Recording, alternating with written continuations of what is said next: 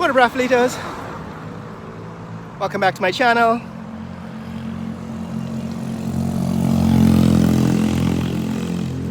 It's Sunday morning on Regent Street. We're at Regent, and that's Chandrapal Drive.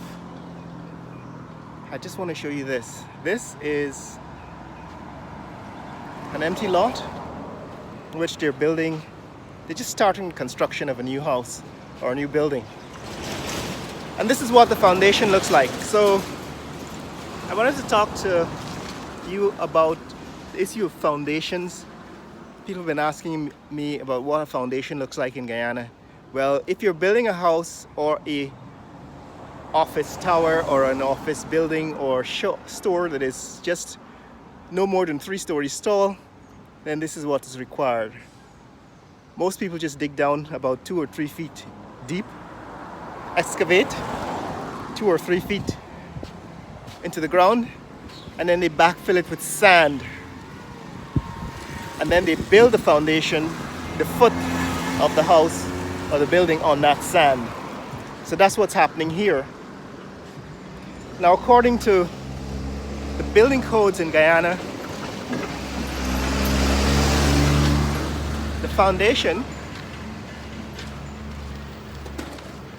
is determined after a soil test. So the city engineers usually visit the property before construction begins, and they perform a soil test. I understand that soil test is about 2,000 US dollars, about 400,000 Guyana dollars for a soil test, for 400 to 500,000 Guyana dollars for a soil test. And based on how high you want to build, they will determine if you need to reinforce the foundation with piles. That normally involves driving piles into the ground. This building, that is the Aden by Best Western, they had to do that. So after they demolished the houses, they actually had to build a foundation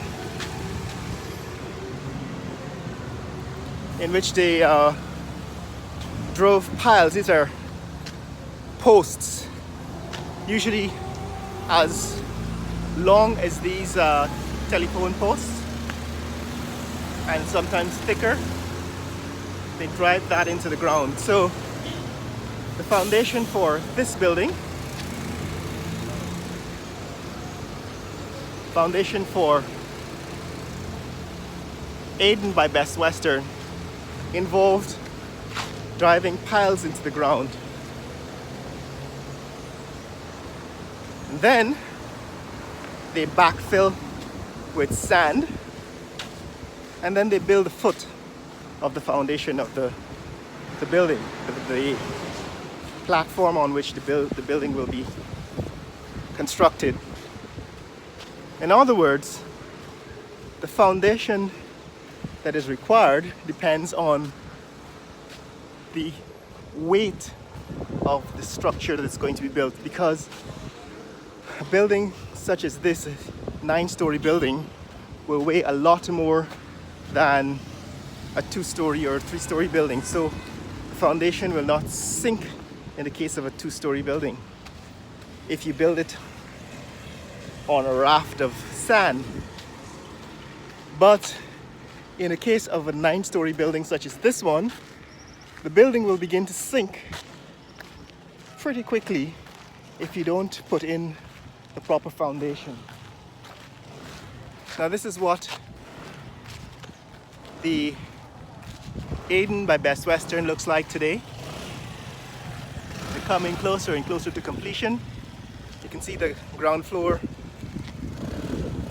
is almost completed. They've built the cladding. They sort of put the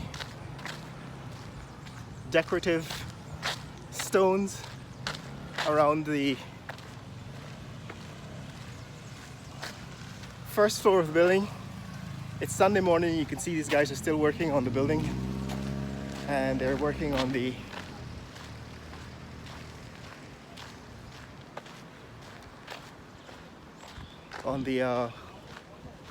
what is that, landscaping not necessarily landscaping. They're working on the periphery of the building. You're going to see what landscaping or groundscaping they put in afterwards. But this is what the building looks like, and we're talking about foundation. On this lot, they just covered it with sand, and I suppose that is eventually going to become a parking lot. But the point I'm making is that in order to build this tall 9-story building, they actually had to go down about four stories into the ground with their piles. In other words, the piles that were driven into the ground went as deep as 4 stories deep into the ground, and they actually were clustered close together, so they actually covered the whole base of that building with piles 4 stories deep into the ground. And that is what is required to create a solid enough foundation in clay, because the soil on this part of the coast in country is clay. The same is true for these tall buildings. This one is 1, 2, 3, 4, 5, 6 floors, 6 stories. So they also had to have piles driven into the ground. All right, so I'm going to show you now 2 more buildings on, this is Albert Street, and I'll show you what they look like and tell you what the foundations were that they used.